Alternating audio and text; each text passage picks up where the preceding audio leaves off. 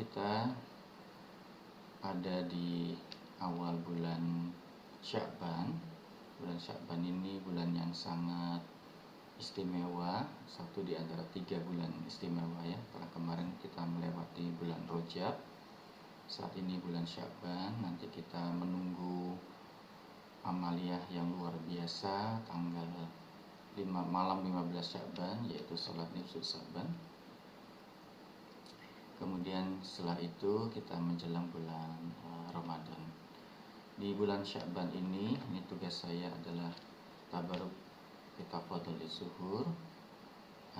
Saya akan mengulang-ulang sebagaimana penjelasan sebelumnya. Bulan Sya'ban ini terdiri dari 5 huruf ya, huruf asyin, huruf ain, huruf ba, huruf alif, dan terakhir adalah huruf nun. Huruf shin diartikan oleh guru kita Pengesah Abbas sebagai asyukur atau rasa syukur, ungkapan syukur atau tindakan bersyukur ya. Kemudian huruf ain sebagai al-ahad atau perjanjian ya. Kemudian huruf ketiga adalah huruf ba yang artinya al-barzakh atau pemisah, batas pemisah. Ini satu konsep yang sangat khas dalam ajaran tasawuf yang memiliki banyak makna. Kemudian huruf keempat adalah huruf alif atau al-itsbat atau menetapkan. Yang huruf kelima adalah an-nur, huruf nun atau an-nur yang bermakna cahaya ya. Malam ini kita akan melanjutkan ulasan mengenai huruf shin ya atau asyukur.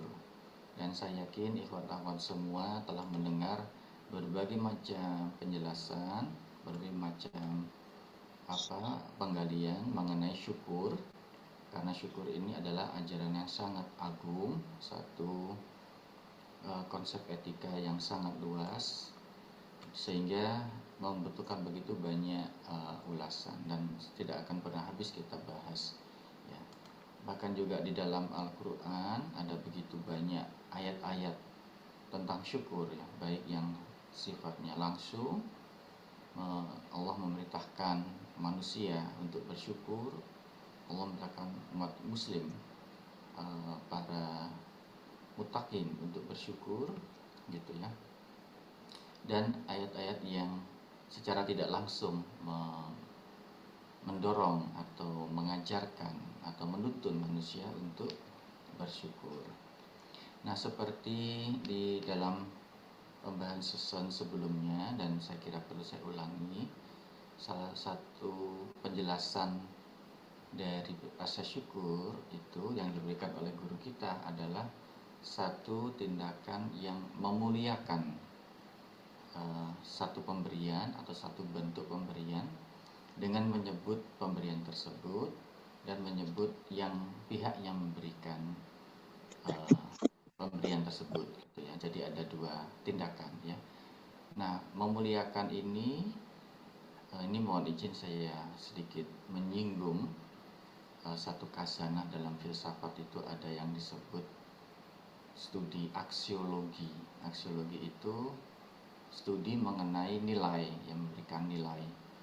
Nah, dalam kajian itu ada namanya kajian etika ya. Nah, syukur ini sebenarnya adalah tindakan memberi nilai ya. Memuliakan itu adalah memberi nilai. Nah, di dalam kehidupan kita sehari-hari, nilai ini sesuatu yang selalu kita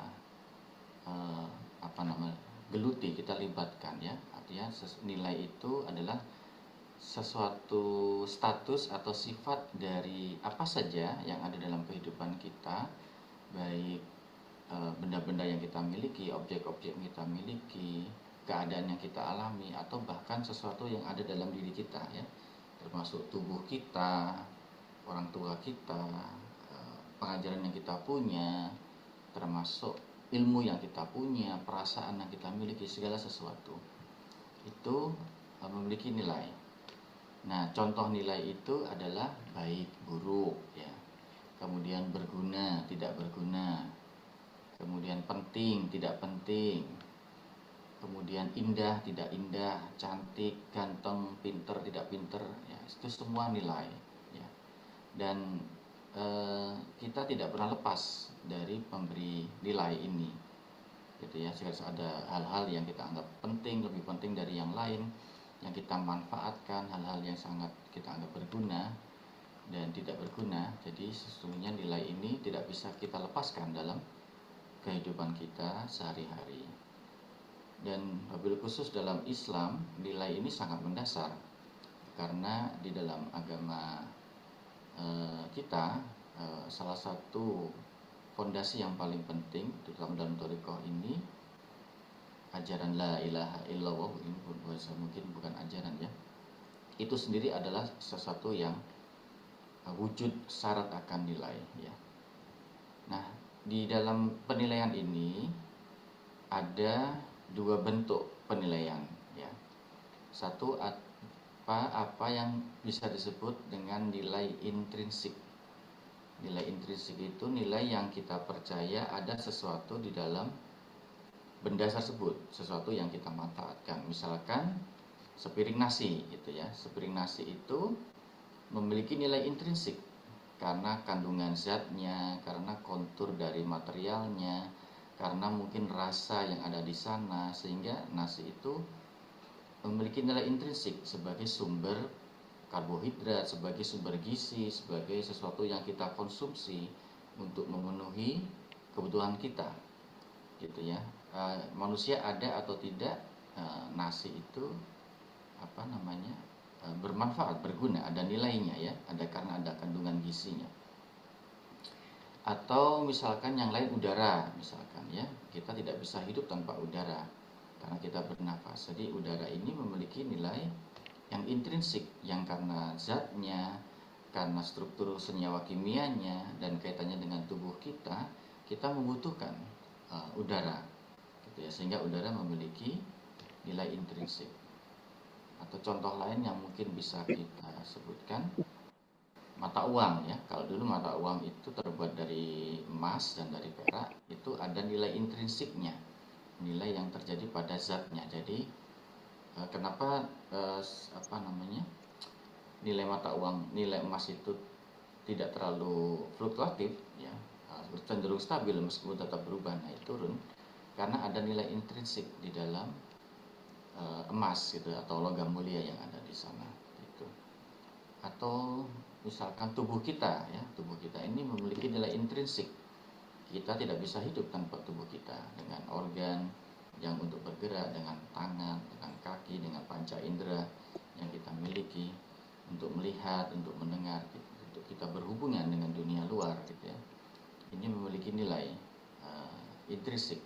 Kita tidak bisa hidup tanpa hal-hal tersebut, ya, objek-objek tersebut.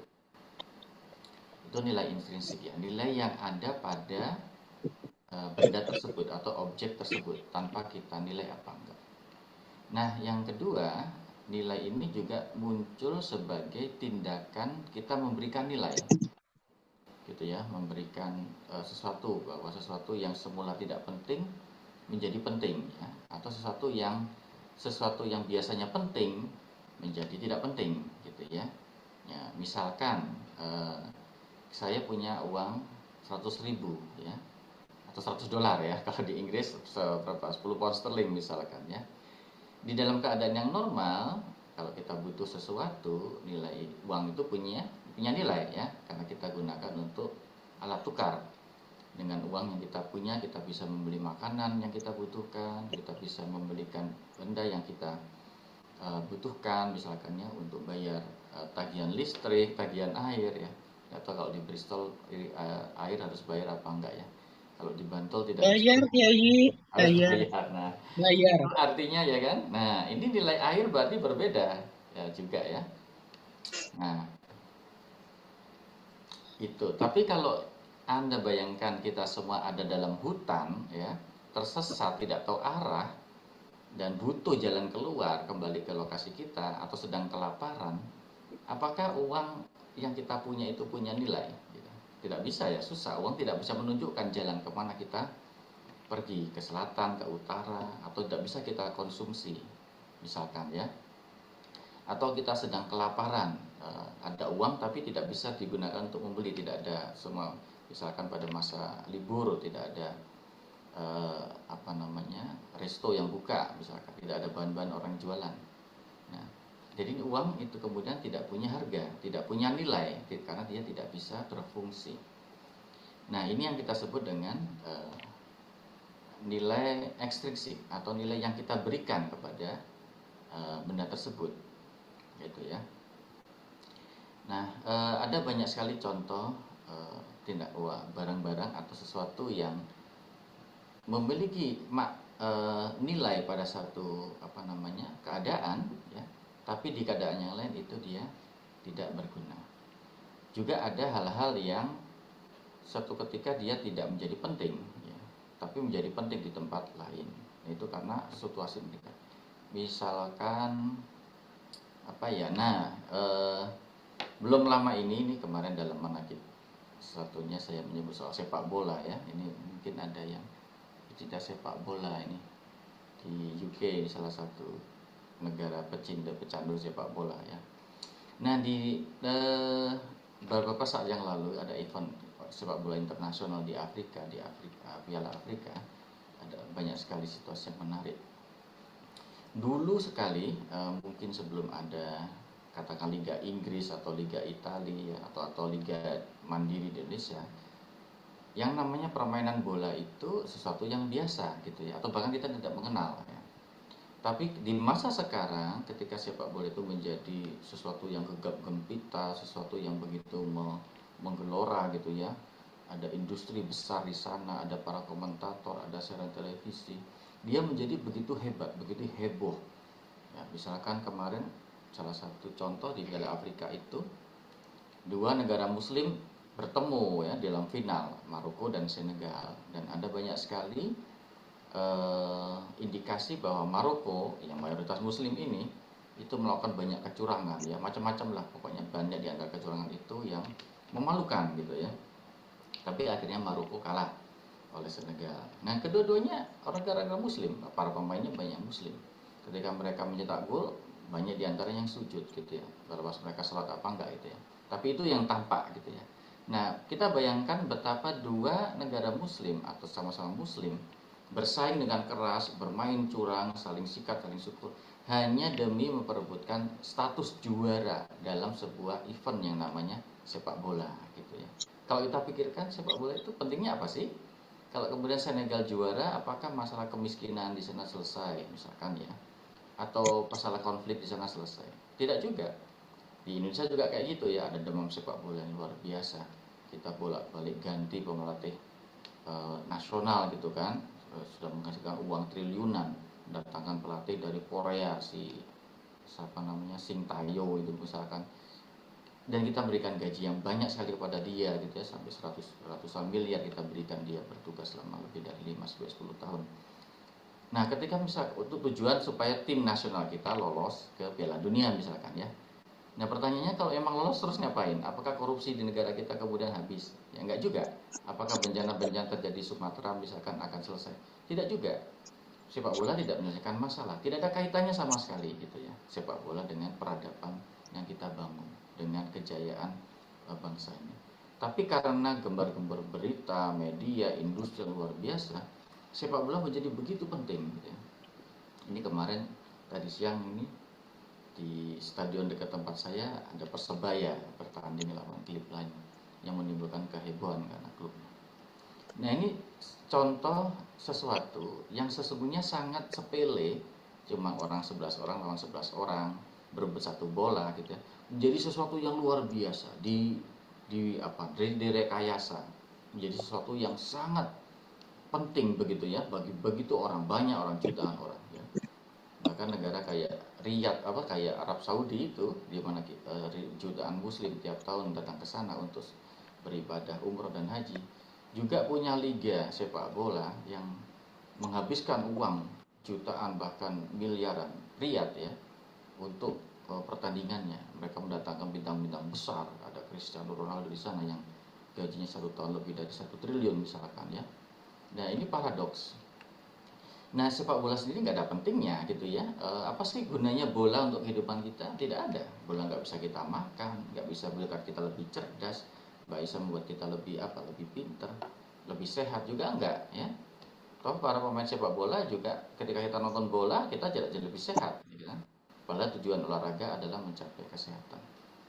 Nah, ini adalah tindakan memberikan nilai yang sangat berlebihan ya kepada sesuatu yang tidak penting. Poin saya adalah nilai sesuatu termasuk tindakan yang namanya olahraga itu, meskipun bisa ada sesuatu itu tidak memiliki nilai sama sekali seperti bola itu tadi, tapi bisa diberi nilai oleh manusia menjadi yang sangat penting. Ya, tentu saja kita bisa menguji ini nilainya apa namanya substansial apa enggak, memang penting apa enggak ya. Tapi itu yang terjadi, gitu ya.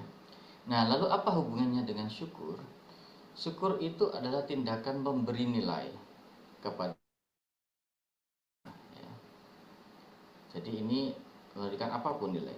Dengan asumsi artinya kita menganggap apapun yang kita terima dari Allah dalam hal ini itu sesuatu yang bernilai, sesuatu yang penting, sesuatu yang bermanfaat, bahkan sesuatu yang agung ya. Pengarsa Abang mengajarkan memuliakan. Artinya memberikan nilai yang bukan hanya apa namanya asal-asalan, tapi sesuatu yang sangat agung, sangat sangat tinggi.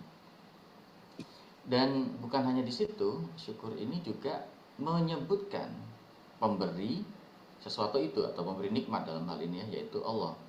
Jadi tujuan memberikan nilai tadi itu dalam tindakan bersyukur bukan pada objek yang membuat kita bersyukur, tapi lebih kepada pihak pemberi syukur itu, pemberi objek yang membuat kita bersyukur gitu ya. Misalkan kita punya kesehatan, kita bersyukur kepada Allah karena kita dilimpahi kesehatan. Bukan kesehatannya per se, tapi Allah sebagai pihak yang memberikan atau memungkinkan kesehatan itu kita miliki gitu ya. Nah, ini yang menjadi penting.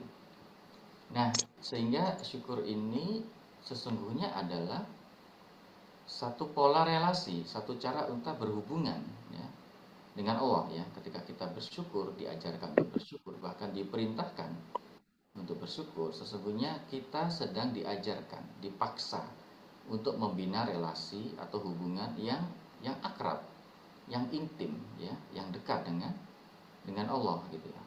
Begitu pentingnya rasa syukur ini, bahkan di dalam beberapa ayat Allah menjelaskan bahwa beberapa tujuan penciptaan Allah itu agar manusia bersyukur ya, artinya agar terjadi relasi kedekatan itu ya. Misalkan di surat Al-Qasas ini ayat 73 yang saya dapatkan, Allah berfirman yang artinya berkat rahmatnya dia jadikan untukmu malam dan siang agar kamu beristirahat pada malam hari dan agar kamu mencari sebagian karunia-Nya pada siang hari dan agar kamu bersyukur kepadanya. Jadi lihat, Allah menjadikan siang dan malam pada akhirnya supaya manusia kita, kamu, artinya semua manusia itu bersyukur gitu ya. Jadi ini adalah wasilah siang dan malam ini agar kita bersyukur. Kalau bersyukur tentu saja harus mengingat ya, berzikir sesungguhnya. Nah, ini menunjukkan betapa pentingnya bersyukur. Bahkan Allah menggiring manusia untuk ingat pada Allah dan agar bersyukur. Gitu ya. Kemudian surat yang lain, surat Al-Jaziyah ayat 12 juga hampir sama. Artinya surat Al-Jaziyah 12 ya, Allah lah yang telah menundukkan laut untukmu agar kapal-kapal dapat berlayar di atasnya dengan perintahnya dan agar kamu dapat mencari sebagian karunia-Nya dan agar kamu bersyukur ya. Jadi ini satu bentuk ciptaan laut yang begitu luar biasa, dan laut itu permukaan laut itu lebih besar dari permukaan daratan ya, bahkan 60% bumi ini ditutupi oleh laut. Dan Allah menciptakan laut, menundukkan laut pada akhirnya agar kamu manusia, Bani Adam ya, bersyukur gitu ya. Jadi begitu pentingnya ya, rasa syukur itu menjadi tujuan penciptaan Allah agar manusia terhubung, terikat dengan Allah. Satu lagi misalkan ya, yang sangat dekat dengan kita, ini surat Ar-Rum ayat 46, di mana Allah berfirman, di antara tanda-tanda kebesaran Allah, kebesarannya adalah bahwa Dia mengirimkan angin sebagai pembawa berita gembira, agar kamu merasakan sebagian rahmatnya, agar kapal dapat berlayar dengan perintahnya, dan agar kamu dapat mencari sebagian dari karunia, dan ujungnya nih ya, dan agar kamu bersyukur. Jadi ini di seluruh rangkaian itu Allah membuat angin, mengirim angin, ada kabar berita, kabar gembira ya, kemudian agar kapal-kapal bisa berlayar, agar manusia bisa mendapat rezekinya, dan ujungnya adalah agar manusia itu bersyukur. Jadi tidak main-main ya, tindakan bersyukur itu. Jadi seolah-olah Allah menciptakan segala realitas yang begitu agung, begitu megah, seperti lautan, angin, malam dan siang setiap hari berputar. Itu tidak lain tidak bukan agar nanti ujungnya manusia ingat pada Allah dan bersyukur, gitu ya. Sehingga syukur ini menjadi tujuan atau menjadi target dari penciptaan itu. Nah, ini menunjukkan betapa syukur menjadi ujung dari tujuan Allah mencari koneksi ya. Artinya di sini Allah menggunakan fasilitas ciptaannya agar manusia terhubung kepada Allah. Nah, ini luar biasa. Artinya Allah menempuh cara menciptakan segala realitas itu agar manusia mengingat Allah, agar manusia bersyukur. Nah, artinya kita diajarkan untuk memberi nilai ya, semua yang saya sebutkan tadi dalam ayat-ayat Al-Quran tadi itu kan memiliki nilai intrinsik semuanya. Siang dan malam, kemudian lautan, kemudian angin, ini sebagian aja ya, belum nanti rezeki-rezeki yang lain. Bahkan rahmat petunjuk ya, berupa iman, berupa ilmu, semuanya adalah, bahkan rasul-rasul itu diturunkan oleh Allah agar manusia bersyukur. Jadi segala sesuatunya ini ya, Allah ciptakan, Allah arahkan, Allah konstruksi gitu ya, agar akhirnya manusia itu bersyukur ya. Artinya memberikan nilai kepada apa yang Allah berikan, karena memang ada nilainya, dan memberikan nilai kepada pemberinya, yaitu Allah itu sendiri. Nah, ini artinya syukur ini mengajarkan kepada kita bahwa segala sesuatu yang Allah ciptakan di sekitar kita untuk kita ini memiliki nilai yang sangat tinggi, dan kita diajarkan untuk memberikan nilai ya, memberikan eksternal nilai itu tadi, bahwa ini adalah berkat, adalah nikmat, adalah rezeki, adalah barokah, segala sesuatu yang Allah ciptakan untuk kita. Bahkan hal yang paling mendasar sekalipun penciptaan manusia ya, dan ini kita dengar setiap saat manakib dari surat Al-Isra, di dalam tanbih selalu dibacakan ya, bahwa Allah menjadikan anak cucu Adam itu tempat yang terbaik, memberikan segala rezeki yang terbaik, dan meninggikan derajat mereka di atas makhluk-makhluk yang lain. Jadi kita manusia itu lahir procot sebagai di dunia ini sebagai anak cucu Adam, itu sudah nilainya udah tinggi bagi Allah gitu ya. Nah, ini adalah satu bentuk gambaran betapa Adam menjadi manusia aja itu udah alasan yang sangat cukup bagi kita untuk bersyukur. Karena kita ini memang makhluk yang mulia, ditinggikan oleh Allah gitu ya. Meskipun juga kemudian Allah di dalam Al-Quran banyak sekali penjelasan manusia bisa turun derajatnya sangat rendah, bahkan lebih rendah dari hewan ternak, lebih rendah dari binatang gitu ya, karena perbuatannya sendiri gitu ya. Tapi de facto kita ini setelah intrinsik, status kita tuh sangat tinggi, dimuliakan, ditinggikan derajatnya dari makhluk-makhluk yang lain gitu ya. Nah, itu saja menunjukkan betapa kita ini manusia sebagai ciptaan Allah memiliki nilai intrinsik yang melebihi makhluk-makhluk yang lain, dan sudah menjadi alasan yang sangat cukup untuk kita bersyukur gitu ya. Jadi dan lawan dari syukur ini kan sangat dekat ya, ingkar ya. Ingkar ini adalah sangat dekat dengan kekafiran. Sebab sangat logis kalau kita pikirkan, kalau kita tidak berterima kasih kepada seseorang yang memberikan kepada kita, seperti kita tidak mengakui keberadaannya gitu ya. Coba Anda bayangkan, Bapak Ibu pergi keluar sana melihat ada objek-objek yang penting, kemudian Anda tidak peduli ini siapa yang membuatnya, kenapa ada di situ gitu ya. Itu kan kami tidak mencuekin siapa yang tiba-tiba Anda mendapat bingkisan misalkan ya, yang menarik seperti tadi pagi ada tetangga yang sedang banjaan itu apa ya, bersyukuran ya, memberikan satu box nasi kepada kita misalkan.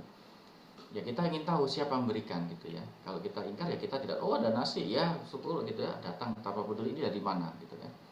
Nah kondisi umat manusia kebanyakan kayak gitu ya, hanya fokus kepada yang mereka terima.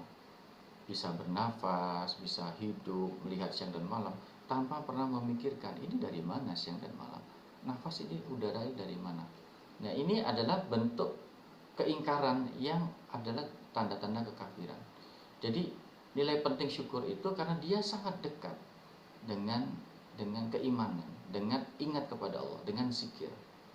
Jadi itulah kenapa bahkan dalam thariqah kita juga segala sesuatu yang kita lakukan adalah wujud syukur. Karena syukur itu adalah wujud lain dari zikir sebenarnya ya. Jadi ketika kita bersyukur, sesungguhnya kita sedang berzikir. Dan zikir tingkat yang lebih tinggi. Dan syukur kita dalam thariqah ini bukan syukur main-main gitu ya. Alhamdulillah kita, ucapan alhamdulillah kita juga alhamdulillah yang melebihi ya. Alhamdulillahilladzi fadolana ala katsirin min ibadihil mu'minin. Kita mengakui, kita bersyukur kepada Allah karena meninggikan kita bahkan di antara orang-orang yang telah mendapat nikmat, berupa iman, berupa Islam. Kita dilebihkan dari mereka, gitu kan? Ibadah kita gitu ya, ada sholat syukri wudu, ada sholat syukri bin nikmat, ada sholat syukri Lailatul Qadar. Kemudian manakib ini adalah merayakan kemenangan. Zikir adalah bentuk rasa syukur. Jadi segala sesuatu yang kita lakukan adalah kita dididik untuk bersyukur. Dan ini penting ya, karena bersyukur itu memerlukan ilmu ya. Karena untuk memberikan nilai akan sesuatu kita butuh pengetahuan seberapa penting sesuatu itu gitu ya. Semakin kita paham bahwa sesuatu itu tentang hakikat segala sesuatu, maka kita menjadi semakin bersyukur. Jadi kalau ilmu kita sedikit, maka rasa syukur kita juga sedikit ya. Tapi kalau ilmu kita banyak, misalkan contoh ya, pengarsa Abah berulang-ulang menjelaskan tentang talqin, betapa pentingnya talqin. Nah, pengetahuan kita tentang talqin itu mungkin kalau realitas talqin itu 10 ya, realitas kompleksitasnya itu mungkin yang kita tahu cuma 2 gitu ya. Dan karena kita butuh tambahan ilmu yang banyak supaya tahu 10 ini, pengarsa Abah berulang-ulang mengatakannya untuk mengajarkan talqin itu adalah terima kunci surga. Talqin itu adalah memaafkan dosa-dosa kita. Talqin itu adalah kemarin gitu ya, katakan agar kita mendengarkan suara Rasulullah yang membuat orang-orang kafir menganggap mereka gila. Begitu banyak dimensi dari talqin itu ya, agar kita bersyukur karena talqin itu begitu mewahnya, begitu luar biasanya. Yang kita tahu cuma sedikit gitu kan. Nah, kita butuh sesuatu yang lain untuk yaitu karena seperti itu ya. Jadi kita akan semakin bersyukur apabila pengetahuan kita tentang nikmat yang Allah berikan kepada kita itu semakin mendalam. Karena kita nggak tahu ya, cara kita beri nilai cuma sedikit gitu kan. Nah, misalkan contoh begitu ya, kalau kita yang tinggal di Indonesia, saya di Jogja katakan ya, air itu adalah realitas yang biasa ya, muncul gitu aja di tanah ya. Jadi bagi kita butuh air. Tapi air tidak semahal misalkan di Australia atau di UK ya, karena kita nggak perlu bayar air untuk sungai sumur aja ya kemudian. Tapi kalau Anda tinggal di negara-negara yang lain, misalkan di Australia atau di UK, air lebih berharga lagi karena Anda harus bayar gitu kan. Di Australia itu ambil air bayar, buang air juga bayar. Jadi itu menunjukkan betapa sesuatu bahkan lebih berharga di tempat lain gitu kan. Nah, ketika kita harus membayar untuk membeli air atau mengkonsumsi air, Anda tahu betapa pentingnya air gitu ya. Apalagi Anda misalkan di negara-negara Afrika, di India yang air sangat susah misalnya. Jadi ketika kita tahu betapa kebutuhan kita akan sangat tinggi, maka kita akan tahu betapa tingginya nilai air itu. Di situ kita menjadi lebih bersyukur. Ya, kalau Anda tinggal di Jogja, air itu biasa gitu ya, bersyukur, tapi tidak seperti kalau misalkan Anda tinggal di negara di mana air itu sangat mahal, sangat susah, sangat sulit. Di dalam kondisi seperti itu kita tahu betapa manusia sangat membutuhkan air. Gitu. Itu artinya pengetahuan kita tentang nikmat yang Allah berikan kepada kita menentukan derajat rasa syukur yang kita ajukan. Dan di Thariqah ini kita dilatih untuk bersyukur gitu ya, agar pengetahuan kita bertambah, agar hikmah yang kita dapat itu bertambah. Semoga Allah memberkahi semuanya segalanya selamanya bi karamati pengarsa Abbas Al-Fatihah. A'udzubillahi minasyaitonirrajim. Bismillahirrahmanirrahim. Alhamdulillahirabbil alamin arrahmanirrahim maliki yaumiddin. Iyyaka na'budu wa iyyaka nasta'in. Ihdinas shiratal mustaqim. Shiratal ladzina an'amta 'alaihim ghairil maghdubi 'alaihim waladdallin. Terima kasih. Wassalamualaikum warahmatullahi wabarakatuh.